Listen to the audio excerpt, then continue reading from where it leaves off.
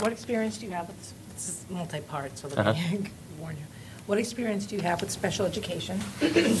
What do you think the direction and agenda for special education in Michigan needs to be to improve education and employment outcomes? And finally, and how would you work to ensure special education students, parents, and stakeholders are included in the process of improving special education? Got a lot? Actually, I think the area of special education is a strength of mine. Our school district not only provides a variety of local programs, but we provide countywide center-based programs. We have a program for cognitively impaired students from preschool all the way up to 26. We have a visually impaired program. We have a program for students with autism. We have a skills center, actually, that takes students that are eligible for an education through 26, but they have not received a diploma. And so they have a place to go and get life skills and to get actually job skills.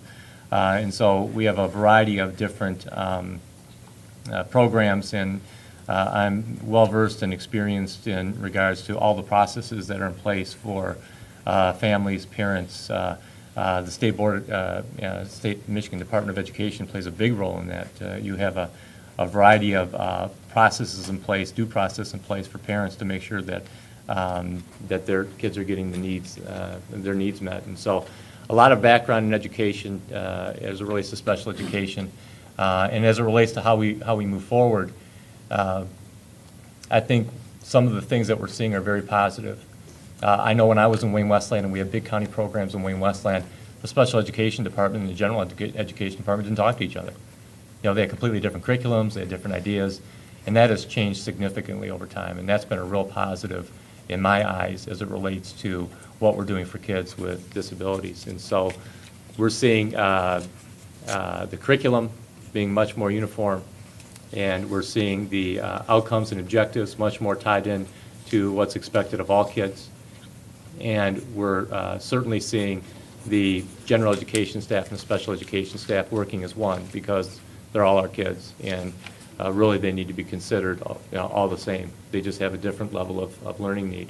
And so I think that direction has been a positive direction, but we need to continue to push that in if we want to move forward.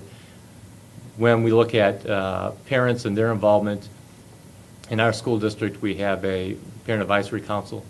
That's a great place for parents to come, share their concerns, share what they would like to see happen.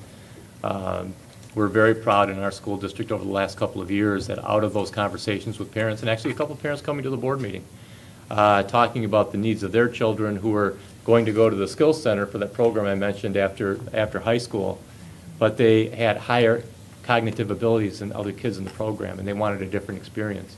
And so we're actually partnering with Schoolcraft College now to where they can go to college and they can experience a college class and be on a college campus and receive their learning in that environment. And you know, that's just one way that we can reach out and continue to find new ways to reach out to kids. And last, I would just say that not only have I had those experiences as a professional, but I've had those experiences as a parent.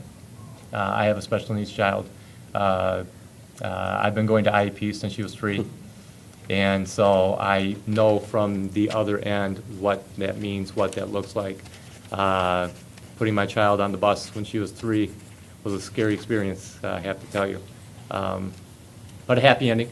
Hopefully this year will be graduating from Michigan State University. Awesome. And only because of the support that she received by some remarkable educators through her time. Thank you, Randy.